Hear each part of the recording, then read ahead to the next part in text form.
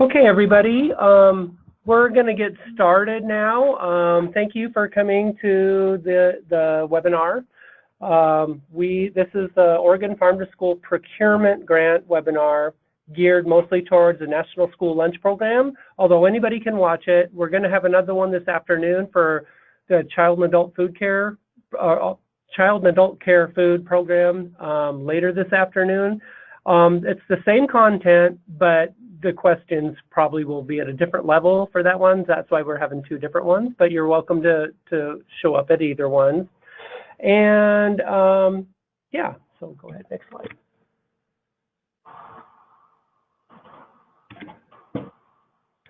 Hang on just a second.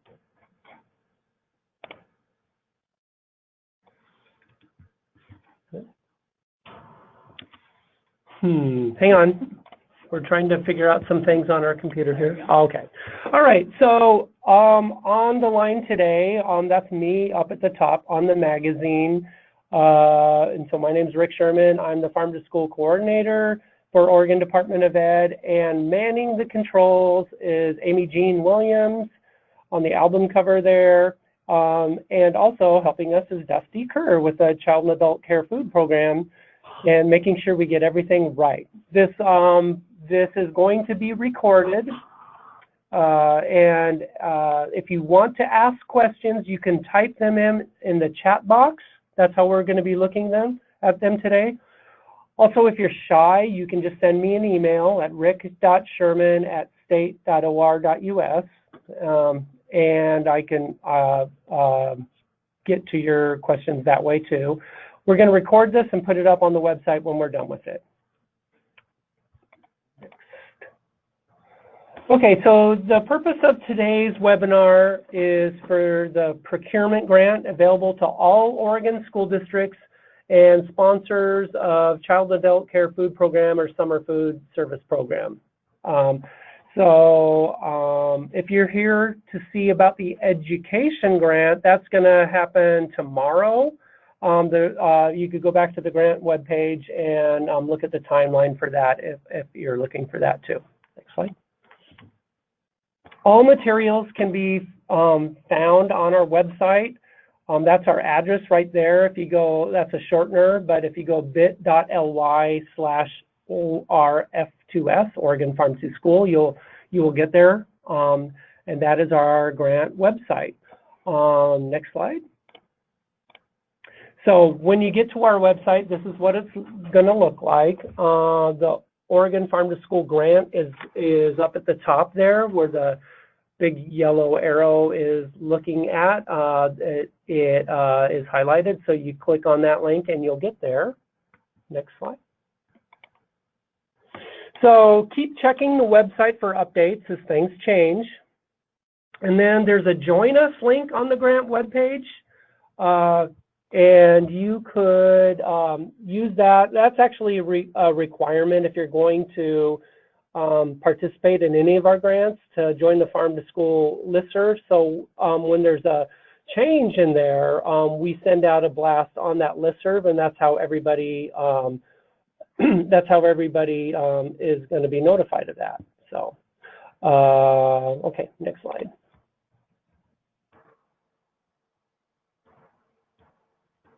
Okay, so there's a new email for help this year. Maybe it's asterisk here because as many of you know, we've had a lot of problems with it. It should be farmtocnp@ode.state.or.us. How our emails work here, you can either use the ODE part or not, and it's supposed to work. But we've had problems with farmtocnp@state.or.us. So it's supposed to work. It works for me every time I try it, but for whatever reason, when we sent the link out, it was not working and it was bouncing back. So you could try both ways, but you could always copy us, CC us at rick.sherman@state.or.us or amy.williams at the same address. And anything you want to get us, we'll make sure you can email us that way too. So, and also this grant is for this school year and next school year. So 2 entire school years for this biennium, 2019-20 and 2020-2021. Okay, what we're going to go over today, we're going to go over an overview, changes from previous years. We're going to do some program requirements. We're going to go over resources, a timeline. We're going to go through a reimbursement process and requirements, some allowable and unallowable costs for the grant. We're going to talk about reporting, and we're going to talk about help in sourcing local items, and then we're going to have a question time at the end. And again, if you have questions, you can put them anytime, type them in the chat box. Okay, so this grant is brought to you by House Bill 2579. It directs Oregon Department of Education to award grants to Oregon school districts or sponsors of CACFP or summer food service programs for reimbursement of costs incurred in purchasing Oregon food products that meet certain criteria, and for funding food-based, agriculture-based, and garden-based educational activities. That's the whole grant. The other part that's not in red is the educational grant. We're talking about the reimbursement portion, which we call the procurement grant. So today we want to focus on national NSLP, National School Lunch Program, school districts for this training. Like I said before, we will have another training this afternoon to focus on CACFP and SFSP sponsors.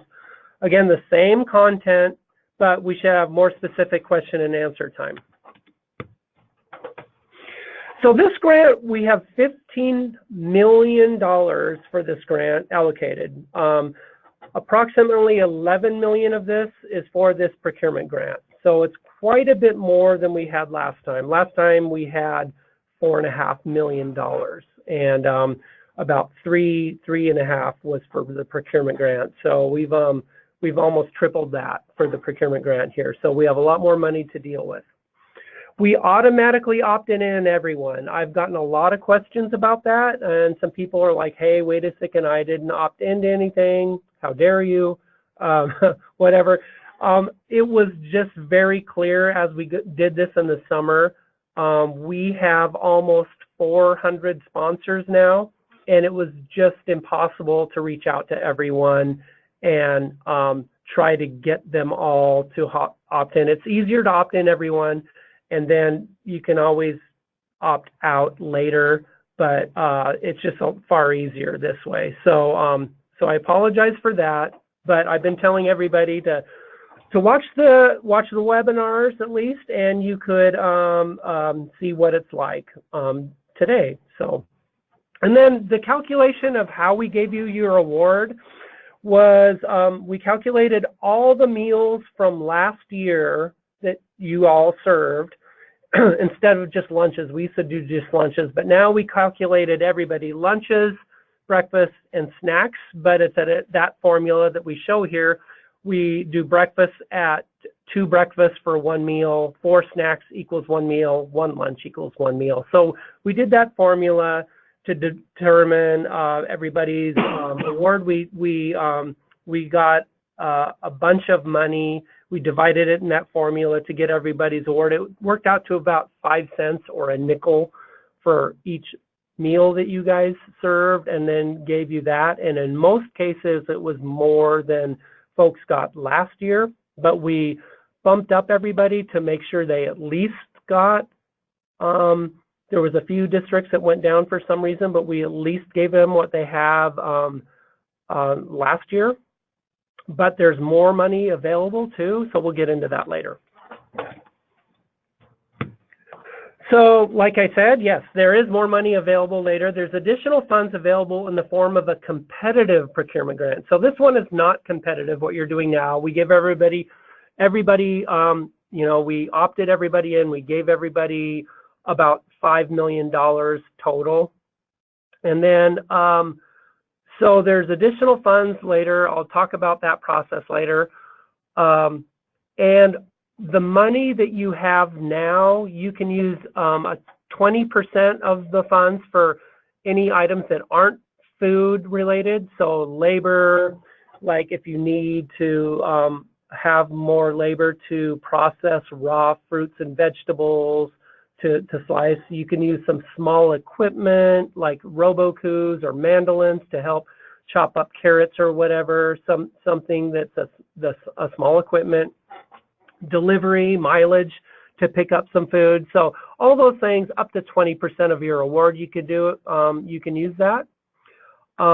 There's also a new thing I don't have written on here, but I think I have it later. But for those of you that don't want to apply for an education grant, you can do educational activities, and that comes out of that 20% as well. So you can do, like, teach your students about something you're serving that day, and we can cover some of those costs.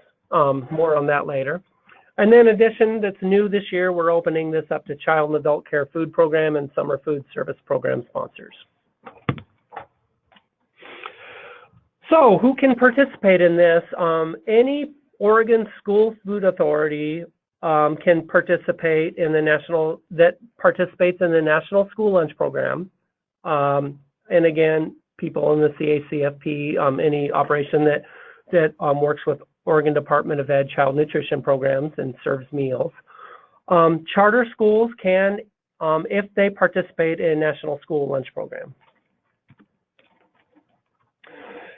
An email was sent out around October 1st with your award amount and directing you to the grant webpage for the following. So these are your requirements for attending. There's an addendum agreement letter to be signed and returned to ODE. NSLP, many of you folks in NSLP also participate in CACFP and summer or whatever. You only have to return one. Like in most cases, everybody on this call, just return the NSLP one. You don't have to do all three. That all three are there because some people only participate in one of the programs. Like sometimes you're only in the CACFP or only in the summer. There's 8 sponsors that only do summer program. They would fill out that one, for instance. But in most cases, you would just do the NSLP addendum agreement, send that in to me. You print it out, sign it, have your person that can enter into agreement sign it, like your superintendent. Then what we would appreciate you doing is scanning it and just emailing it back to us. And again, we're having problems with the website. You can send it to myself, rick.sherman@state.or.us or amy.williams@state.or.us. There's also an attestation form on the website, sorry, that says, yes, I have attended this training or have seen a recorded version of it. That's a requirement of participating too. If you're a brand new sponsor, there's a baseline data report, and that's for new grantees only. If you've been participating in this already, we do ask that you have to do the from last year. There's a final report that was due September 29th of last month, and before we can process a claim, we need that final report though. So how many do we have in? What percentage about, you think? 50, 60? Yeah. About 50. About half of you have turned that in, and so about half of you are late, so we need that in. So please send those in. Also, most districts, school districts, are already signed up in the Oregon Department of Ed's Electronic Grant Management System, or EGMS for short. But just in case, there's an information packet on the website on how to get signed up. So there's that. And a copy of the introductory email is also posted here in case you lost it. So the sponsor can start utilizing the funds after that is received and begin submitting claims after we get in either your baseline report for new people, your final report for the old sponsors, your attestation form and your agreement form. and you can start setting claims. However, we're just a little, we've already got 4 claims in so far, and I'm holding on to them. Just know that we have to build EGMs, and it takes a while. We have to hand enter. EGMs is a program. It's like a Windows 3.1 program. It's very, very old, and we can't just import data. We have to actually hand enter, and we have 400 sponsors. So I'm thinking it's going to be a couple weeks still, but this won't hold you back from spending, and we will get you your money. It just takes a while to get everything built. So, and then also, you can submit claims back to the start of this, July 1st, but not past July 1st of 2019.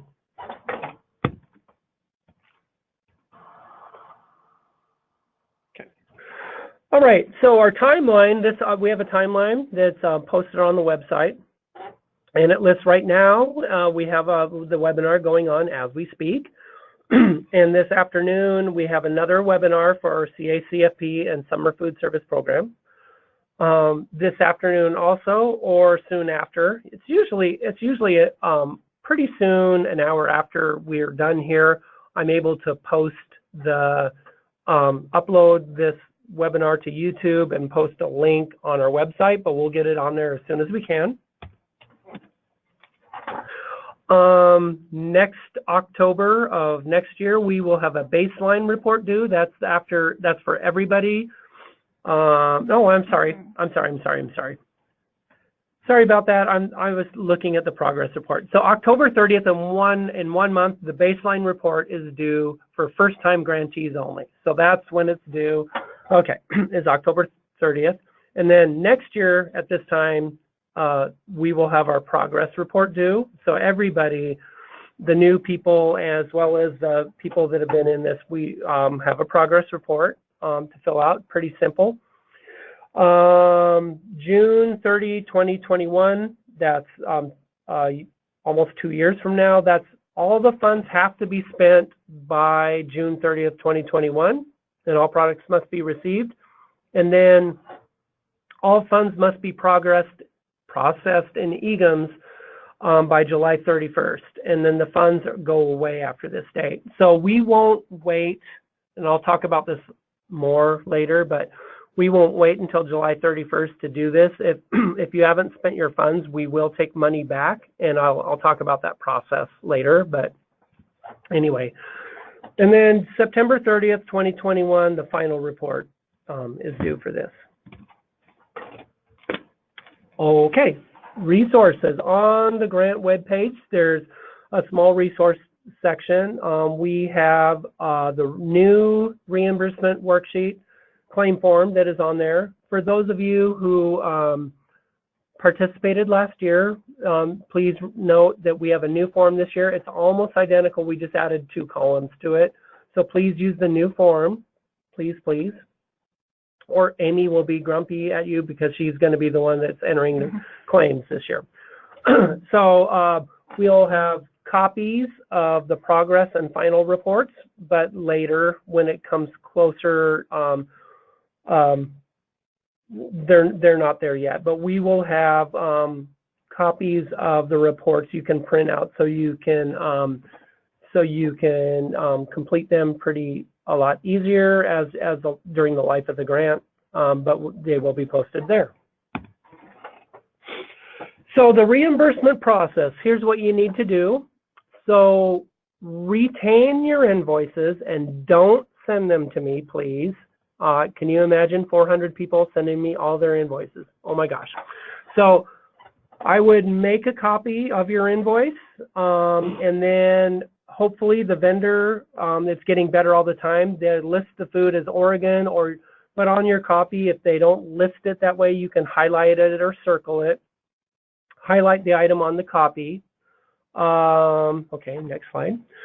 Like I said, there's a new Excel claim worksheet this year. Please use the new form. You enter the items on the claim worksheet, and I'll show you how to do that. I have screenshots of that. And so then when it's all done, you just fill in the claim form to us, farm2cmp@ode.stateor.us, or send it to myself or Amy, like we've been saying. So we hang on just a second. Yeah, okay. So we'll look at this claim and tell you it's okay to enter the dollar amount into EGIMS, and then we'll send you a reply with the form. We'll copy back. We'll include the form on there with the last tab filled out that will give you your balance for the grant. So, and a lot of people ask, should I do a monthly? Should I send in a claim every month? Or how often should I do it? I only want to buy fruits and vegetables. You know, that's sometimes if you only do fruits and veggies, there is there's not a lot available in the winter months. So we say it's okay. You don't have to do a monthly claim like other grants do, or like fresh fruit and veggie program or something like that. But we do look, like I'll be talking about later, we look for adequate progress. So we want you to send in something at least. And if you go too long without sending anything, one of us will be asking you what your plan is, and we can take money away. But so we just ask you to, like, you fill out a claim, and then you keep the copies of those invoices in a file. And I'll talk a little bit more about that later, but keep all the copies of the invoices to match that claim form that you sent in. So you can claim an item for this grant, but you can't claim the same individual item for the other grants. Like, you can't double dip for fresh fruit and veggie program or the pilot project for procurement of fresh fruits and veggies. You know, for instance, like you buy a case of carrots, and then you can only get reimbursed one time for one of those things. So just pick which one you want to do. So if you have a local thing, you know, if it's a local, I would suggest using the grant for that, because FFVP and the pilot project, you can get, they're not for local things, they could be from other states. Okay, so adequate progress, like I was alluding to, because not all items are available year-round. You don't necessarily have to submit a monthly claim, but you have to show adequate progress. So basically, we say adequate progress is halfway through the grant, you should be halfway through spending your funds. 3/4 of the way through the grant, you should be 3/4 of the way spending. So we will look at that, and we have a tracking sheet, and the people that don't submit any claims are the first ones we pick on, and we will send out a reminder to get going on this. And then if we don't hear back from you, we'll reach out. We'll give you more warnings, but if we don't hear back from you, or there's just no progress, we'll remove your funds and give it to other school districts or sponsors that could use it. Okay, so like I just said, yeah, you will be notified and warned. If we don't hear back from you, funds will be reallocated. And last year we reallocated over $100,000. So it does happen quite a lot. So it's getting better all the time, but we have to be able to go across the street to the legislature and say we spent all the money, which we did last year. But it doesn't look good to say, thanks for all this money, we didn't spend it all, can we have more? So that's not going to be, so we can't let that happen on our watch. Okay, so this is what our Excel claim form looks like. When you open it up, you will have, there are 4 tabs here. The first is an instructions tab. And basically, it gives you instructions. Don't enter anything on the instructions tab. You'll want to do it on the yellow food tab, and we'll go through that next. But basically, here's some examples. Basically, you plug in the invoice date, the vendor, the main vendor, a secondary vendor, if you know who they are.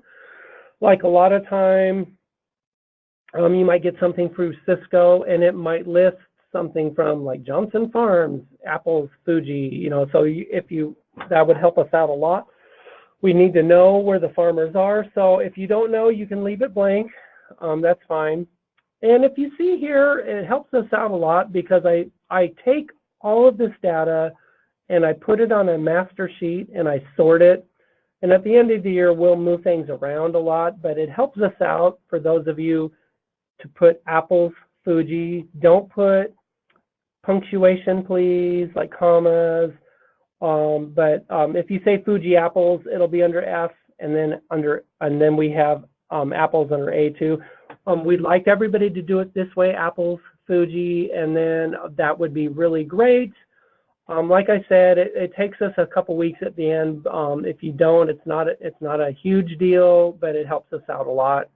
You see down below, there's a couple more examples: pears, Danjo, Hood River, rather than Danjo, Hood River, pears. And same thing, beans, black, Truett, not Truett, black beans, whatever. So please do that. There's going to be a total price item. Actually, I think on the next slide, and there's going to be 2 more columns in here on the new sheet. It'll have like the unit price or the unit column on there too. But basically the total price, how is it qualified? It's either Oregon grown and processed, or Oregon processed. And estimated pounds for produce items only. We only need fresh produce like apples, pears, whatever, like an estimated pounds of how much you spent on. That would help us out. And actually, you don't even have to put the NA if there's nothing in there. Just leave it blank. That would be great. And I find it helpful. Like if you buy a case of apples, they're usually like 30 pounds or whatever. You can weigh something once, and then you know what that is for the rest of the year, 2 years, and then it's good. I can usually figure out based on how much you spent what you bought. Like it's like $35 a case of apples, and I usually know that's like 30 pounds too. But if you could help us out by putting in the weight of a produce items, so we can see at the end how many tons of produce we buy, it's kind of cool. Next slide. Okay, so this is here's the screenshot of the new form. The instructions actually were from last time, but basically, as you can see here, this is the tab you'll enter all your food in. So there's an invoice date on the column A. Column B has a vendor. Column C is a secondary source, if you know who it is. Column D is the item, like apples. And then E is the amount, like number of cases, like you get, like 5. Let's say if you buy 5 cases. And then the unit is case, or each, or pounds, or whatever. Those are the 2 new columns, E and F. And it's not very much, but it does throw us off a little if you put them on the old form. And then the total price, that's probably the most important. How does the item qualify? And they're Oregon grown and processed, or Oregon processed. And it should be a drop-down arrow in there, I believe, still. And then the estimated produce items. That is all you need to put in there. It's pretty simple. If you need to add lines, feel free to do so. It's not password protected, but that is pretty easy to do. That's what you need to enter, and all items can be found on your vendor invoice. Now, some people ask too, sometimes some of your mainline distributors like Cisco or FSA, they will provide invoices now, or they will provide like a monthly recap. You can save those monthly recaps in lieu of an invoice, but still you have to put everything on here. A lot of people will copy electronically and paste them on here, and that's acceptable. You could do that. The format will be all weird, and that's okay. I always change it to make it look pretty, but you can certainly do that. You can copy and paste from those electronic invoices, but we need everything done on this invoice. Please don't send a PDF copy, because we need to copy everything onto a master form. It has to be on this Excel form. Next slide. The other tab, that's for anything that's not food related. And there's some examples up at the top, like this is where you put in labor or mileage, or if you have an educational activity, You can't go over 20% of your total award here for the year, but we had quite a number of people that took advantage of this, and it is nice because we have had complaints that, you know, the food you get from a farm or whatever isn't in those nice diced bags you get from FSA and Cisco. So we were able to use some money to help for some of these costs. So it's kind of nice. And then the last, you don't have to do anything on this tab. A lot of people do, and they get creative, and they use their own system and it messes us up. And if usually that happens, I just revert it back to this original thing and give it back to you anyway. So I would ask, please don't mess with this. And I thought about password protecting it, but I didn't. We will fill this out. We will put your total award in here, any total of your previous claims, this claim, and so it'll give you your total claim for the year and your remaining balance. And right now it just has placeholders in here of $100,000, but we'll change that.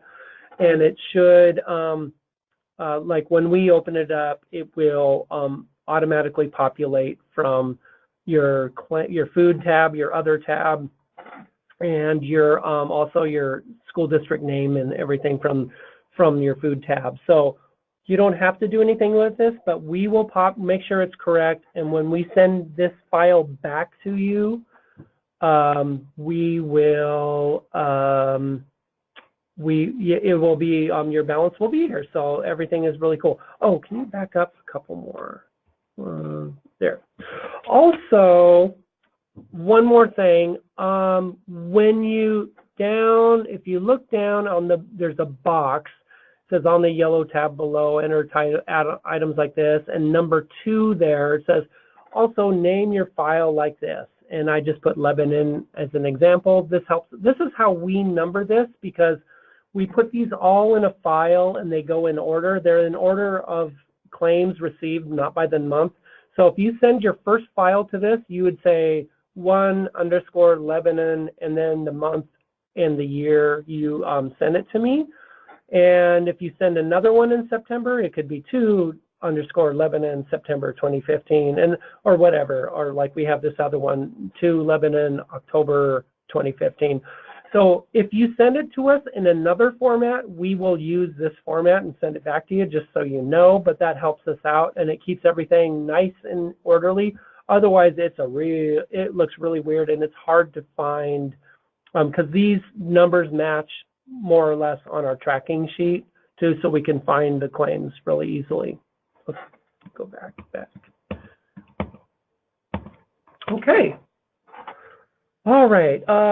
Here we go. Oh, good. I'm seeing some questions. That's good. If you have any questions, go ahead and type them in, and we will get to them at the end of this. We're getting down there towards the end of this, but feel free to type in your messages in the chat box. Okay, so allowable and unallowable items. Any item, okay, this is what's allowable.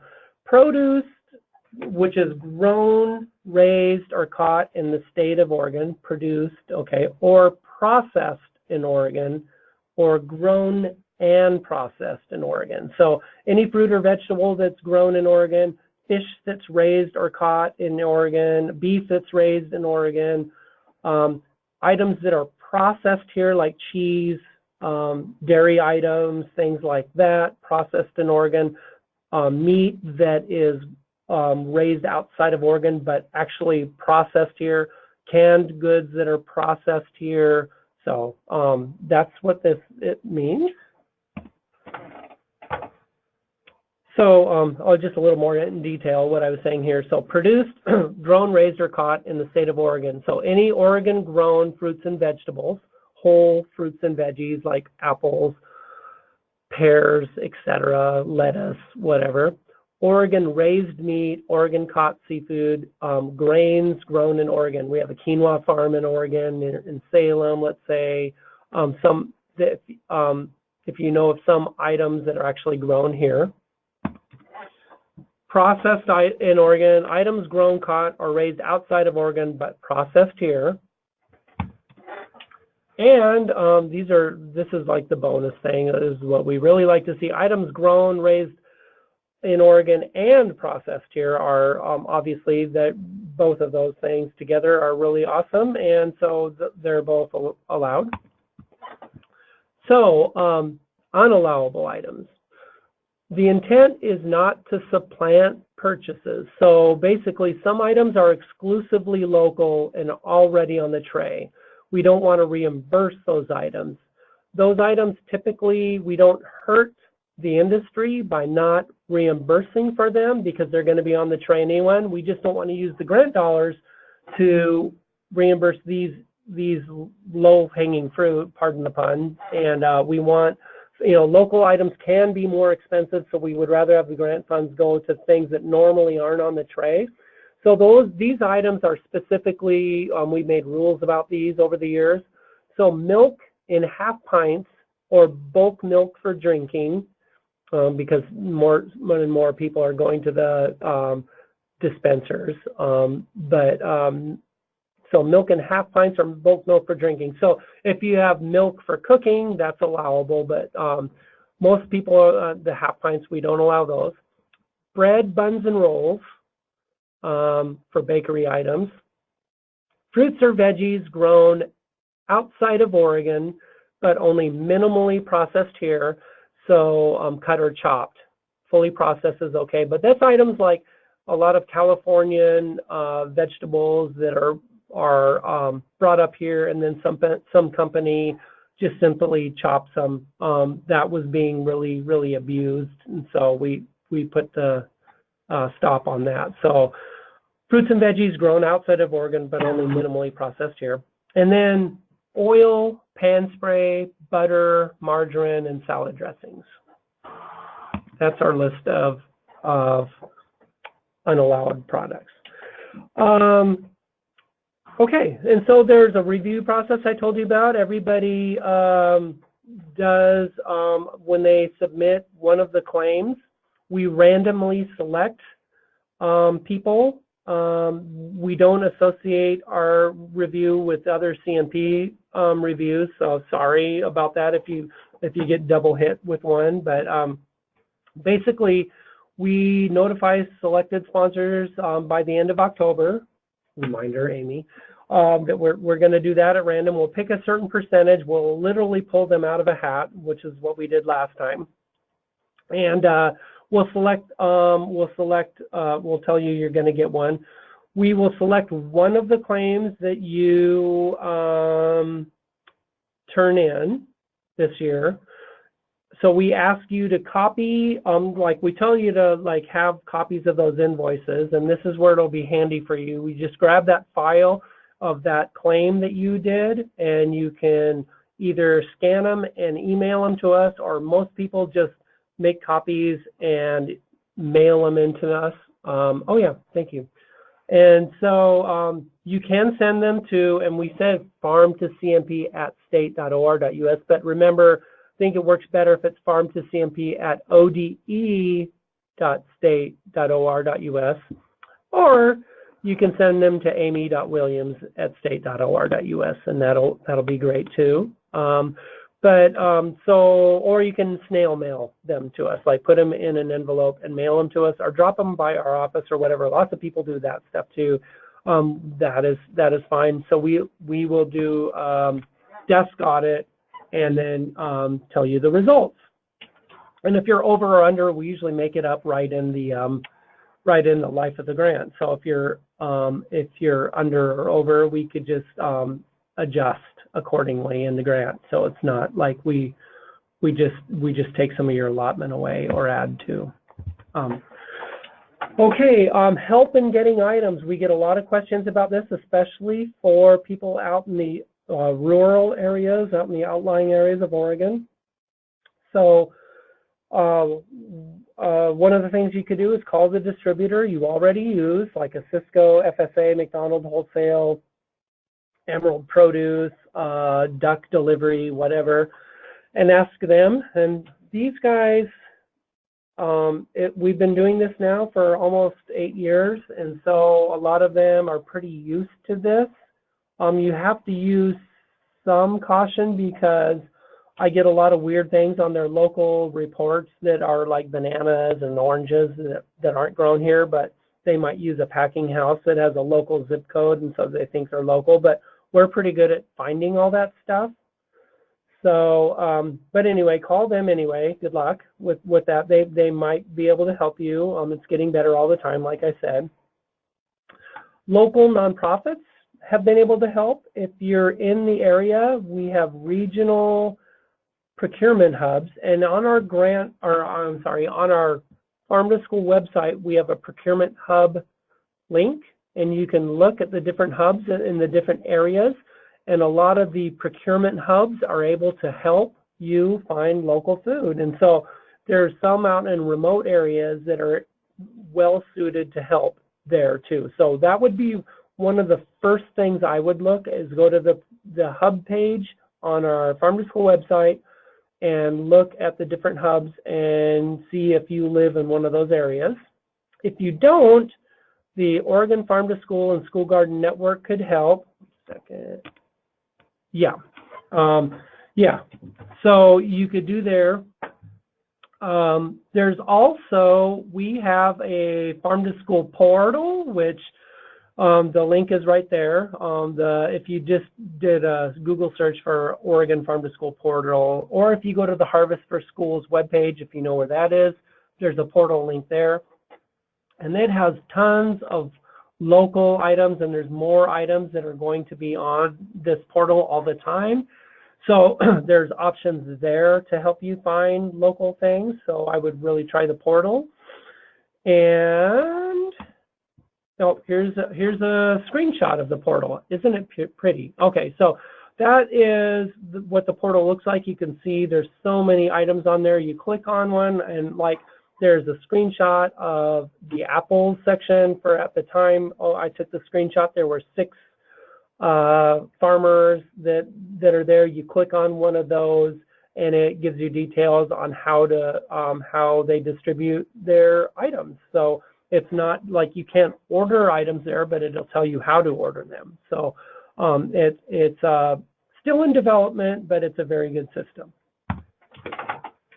Also, our team can help. So you can reach us by sending an email at farmtocmp@ode.state.or.us. Or if it bounces back especially, you can reach to myself or Amy at these ones. And we're also going to be hiring another assistant. So there will be 3 of us because we have so much to manage here. So lots of help here. So thank you. Okay, I think we're getting down to questions. So any questions from this section will be put on our website and on our frequently asked questions document that is posted on our website right now. We'll update that periodically as we receive more questions. Go ahead and hit the next one. And now is the time. Yeah, so we just have these 2 things here. Okay.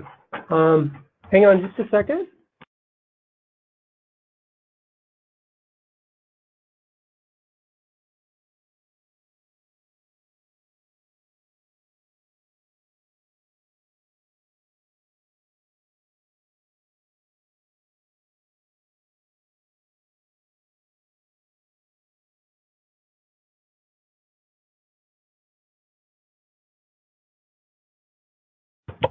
Hey, this is Amy, and we're going to start reading your questions. We have a question. The amount we were recently notified allocated for our district, was that also for 2 school years or just 1920? Thank you for that question. Yes, it is for 2 school years. So it's for this year and next year. Now, and I'm glad you brought this up because I've had this question. It worked out we have about $5 million we gave out to everybody, and the rest is this competitive procurement fund. So we have about 5 million more-ish to give out. So I would suggest that you don't think, like you don't budget to where, like if you wanted to save some for next year, I would go ahead and go forth and use as much as you can, as quick as you can. And there are very good chances that we will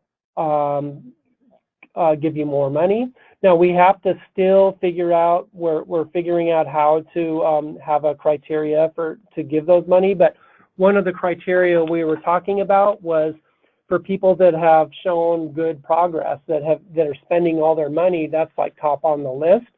And so feel free to start submitting claims. Don't worry about it so much. Yeah, you know how much money you have for now, and that is for both years, but we have a lot of money to give out, and we want to give out more. So there's good chances that you can get more, but we won't give out more until you've spent all your money. Let's put it that way too. So. Okay, next question. Can the money be used for both NSLPs and SFSP? That's a very good question. Yes. Summer food service program. So you have money and you can use it for any meals in child nutrition programs. So National School Lunch Program, Child and Adult Care Food Program, snacks, suppers, summer meals this summer, because it goes for 2 years, you have a really good opportunity to use it through next summer. Now the second year, it ends in June, so you probably won't be able to use it for the second year in the summer, but you certainly would be able to this upcoming summer, which is a long way away, I know, but a lot of things are available in the summer, like in July, August and stuff. So yes, you can use it for this money for any of your programs. Next question, how do I know if I have turned in last year's final report? And I can answer that. Yeah. You can email me and I will tell you. Who are you? I'm amy.williams@state.or.us.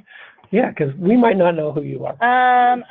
So yeah, but she watches that like a hawk. And if we don't, and if you send in a claim, you will get a nastygram from Amy saying, hey, you haven't turned in your report yet. It's so not that nasty. No, it's pretty friendly, but yeah. Okay. Okay, next question. You mentioned participant agencies must be enrolled on a certain payment system. This means EGMs. This does not sound like it is the same invoicing system as NSLP, CACFP, SFSP programs. Are you saying there's a completely different invoicing and payment system an agency needs to set up?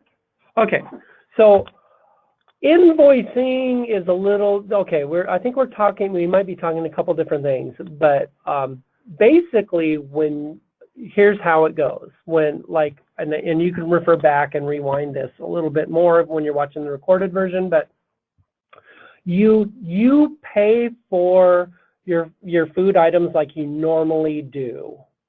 You invoice, you pay for those items. You give me a reimbursement request with an Excel claim form. We look at that, we approve it, and let's say it comes out like on your claim form it says $1,000 and we approve it, and then we reply back to you and say, okay, enter $1,000 in EGMs, which is our grant dispersal system. So you go into EGMs, you put in your $1,000, just the one number after you've sent us the claim form, and then a check gets written to your school district. So I think do you think that's what the question? If I didn't get that, you can shoot me another question, but EGMs, electronic grant, it's not an invoicing thing, it's a money dispersal thing. So that's how you get your money. And another question I always get to, just since we're on the subject, is we have a lot of people that have food service management companies and stuff that buy the food. The check gets written to the school district in most cases, or sponsor or whatever. And so like a food service management company would invoice the school district to recoup their costs because they're the ones that buy the food. So if they get a reimbursement, the reimbursement goes to the school district, and then the food service management company would would invoice the school district so they get their money back. Hang on just a second.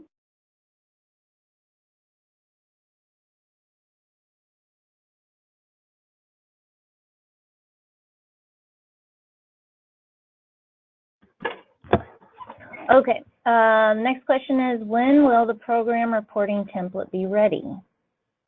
Okay, good question. Right now, we just have on there the final report from last time, and then we have, in this section, we have the baseline report.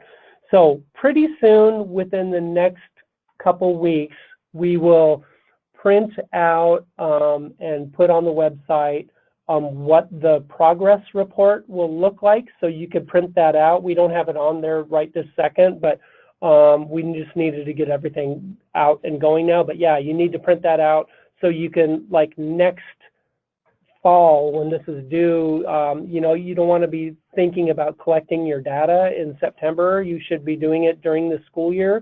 So we have to make it accessible though, and so we have to actually get the document and get it so we type it up so it can be accessible to the sight impaired and stuff. And if we just copy the Google Sheet, it doesn't work, so we got to do that. And remind me, Amy will remind me, but we'll get that going in the next couple weeks. Progress report. Okay, next question. If we get local beef or pork donated, can we claim the butchering or processing fee as other? And if the cost is more than 20% of our total, do we record actual cost or just cap it at 20% of the total? Good questions. So this has happened before. Yes, we've had people that have gotten local beef donated through like FFA or whatever. They raise it, and then they have it butchered and they use those costs. I haven't seen it yet where it has gone over the 20%, yes, but there's a 20% cap, so you can use up to 20% of your total cost. The other thing is we might be able to get you more funds if it does go over that, because we have more funds. We could have you apply for more funds, but just know that in the back of your head too. But so the first thing is, yes, you can use local donated beef and, you know, pay for the other costs. It's 20%, the 20% is the cap. Next question is, where do we find the form to fill out showing we took this webinar? That form is on the grant page. It's called the attestation form, and it's on the left-hand side about midway down the page. The next question is, where would I get a baseline report? That is also on the grant page, on the left side, a little closer to the top. The next question, as a sponsor of NSLP, CACFP, and SFSP, do I need to attend this afternoon's training also? No, you do not. You can take the afternoon off and go home, and this one is fine.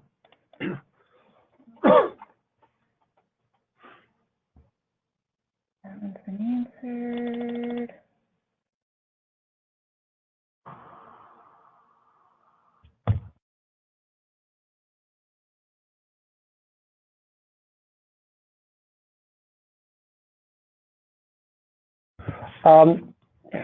Okay, if I am awarded $36,000, I have split this in half to cover the 2 years. Can I spend the 20% allocated for labor and equipment all in 1 year, or does it need to be spread across the 2 years? Yeah, the answer to that question is 20% for the total amount, and it doesn't matter where you use it, but you could use it all this year, or, you know, in your own budgeting process, but you just can't go over the 20%.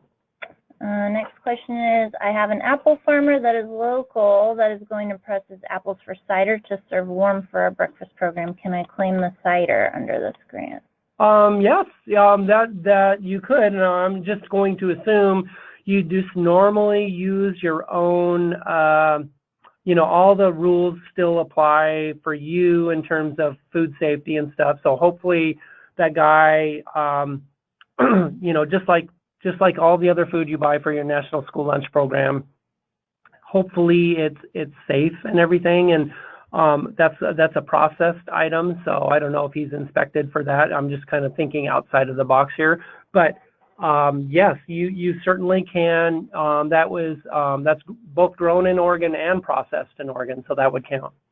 Next question. I noticed some beef we purchased my kitchen used for a parent night. Can I use this grant money for that portion of the meat, or do I need to deduct that money from my reimbursement claim?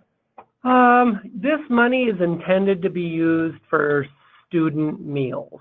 So, yeah, you should probably, it's intended to be used for student meals. I wouldn't, let's put it this way. If, you use your food however you want, but I wouldn't intend to buy local things for adults. It's intended for students, but I'll just leave it at that. Next question is, how do we know if our agency is already active in EGMS? That is hang on a second.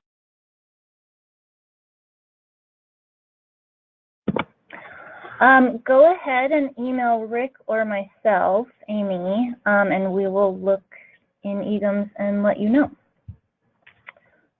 Next question, to clarify reimbursement, we submit the claim form to Farm to CNP at ode.state.or.us,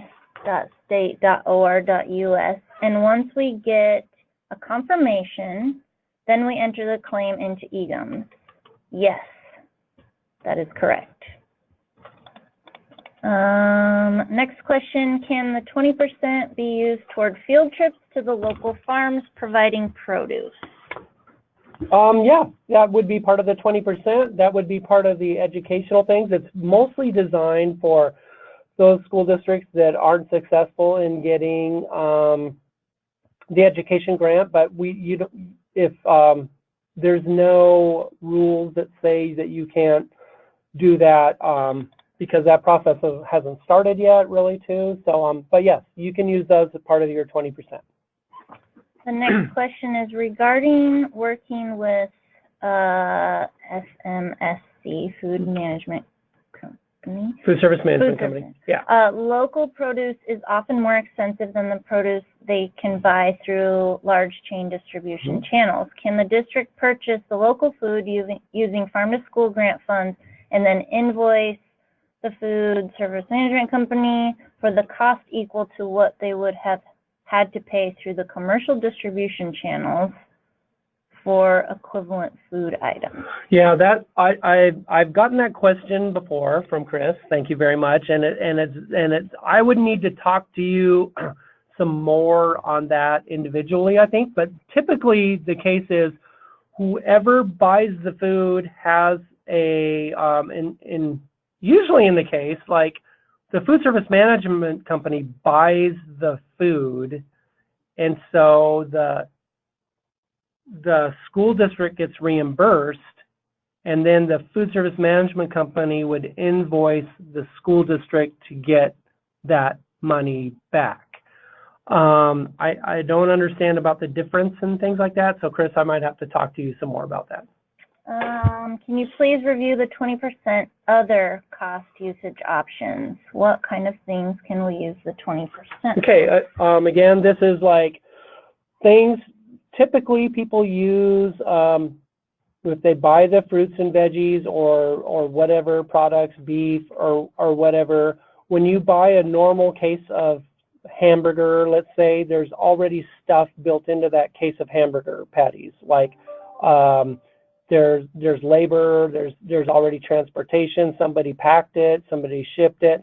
But when you get raw items, none of that is in there. So this grant is designed to, you can use 20% for chopping up those things or processing them or going to get them, getting mileage, getting delivery costs into that, or those types of things, or anything else that's not necessarily that food, like if you had an educational activity to teach them about that food. You have 20% you can use for that. The next question and last question, when will the application process start for the education grant? Right now, actually, if you go on our grant website, thank you for that question, by the way, but the timeline is there. We have the grant application materials there, and it's going to be open through mid-November. So you can go ahead and start getting all the information for that. And then we're going to have a webinar about that later on this week too, as well, the education. And that's on the website too. Okay, that was our last question. I'll give you a couple seconds to type in any other questions you have.